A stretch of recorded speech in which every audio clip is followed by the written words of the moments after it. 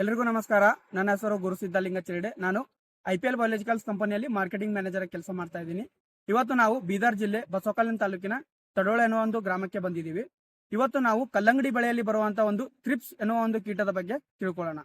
ಈ ಥ್ರಿಪ್ಸ್ ಕಲ್ಲಂಗಡಿ ಬೆಳೆಯಲ್ಲಿ ಅತಿ ಹೆಚ್ಚು ಹಾನಿ ಮಾಡುವಂತಹ ಒಂದು ಕೀಟವಾಗಿದ್ದು, ಇದರ ಲಕ್ಷಣಗಳನ್ನು ನೀವು ನೋಡಬಹುದು. ಎಲೆಯ ಮೇಲ್ಭಾಗವು ಒಂದು ಬೆಳ್ಳಿಯ ಪದರಿನಾಗೆ ಒಂದು ನೋಡಬಹುದು. ಇದನ್ನು ನಾವು ಇಂಗ್ಲಿಷ್ ನಲ್ಲಿ ಸಿಲ್ವರ್ ಸ್ಟ್ರಿಪ್ ಎಂದು ಕರೆಯುತ್ತೇವೆ. ತದನಂತರ ಎಲೆಗಳು ಮೇಲ್ಭಾಗಕ್ಕೆ ಮುದುಡಿ ಒಣಗಿ ಹೋಗುತ್ತವೆ. ಎಲೆಯ ಕೆಳಭಾಗದಲ್ಲಿ ನಾವು ಒಂದು ಥ್ರಿಪ್ಸಿನ ಒಂದು ಕಪ್ಪು ಚುಕ್ಕೆಗಳನ್ನು ನಾವು ನೋಡಬಹುದು. ಹಾಗೂ ಬೆಳೆಯ ಒಂದು ಬೆಳವಣಿಗೆ ಕೂಡ ಕುಂಠಿತವಾಗುತ್ತದೆ. ಹೂವು ಕೂಡ ಉದುರಿ ಹೋಗುತ್ತದೆ.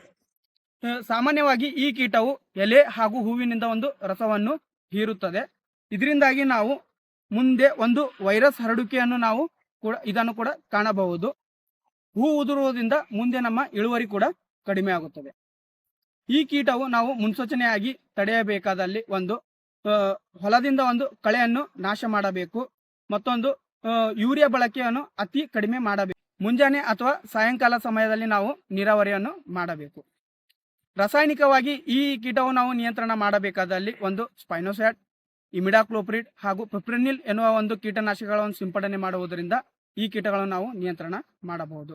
ಅದೇ ರೀತಿ ಜೈವಿಕವಾಗಿ ನಾವು ನಿಯಂತ್ರಣ ಮಾಡಬೇಕಾದಲ್ಲಿ ನಮ್ಮ IPL ಬಯಾಲಜಿಕಲ್ಸ್ ಉತ್ಪನ್ನಗಳಾದಂಥ ನೀಮ್ ಕವಚ್ ಅಂದರೆ ಬೇವಿನ ಎಣ್ಣೆಯನ್ನು ಸಿಂಪಡಣೆ ಮಾಡುವುದರಿಂದ ಈ ಕೀಟಗಳನ್ನು ನಾವು ನಿಯಂತ್ರಣ ಮಾಡಬಹುದು.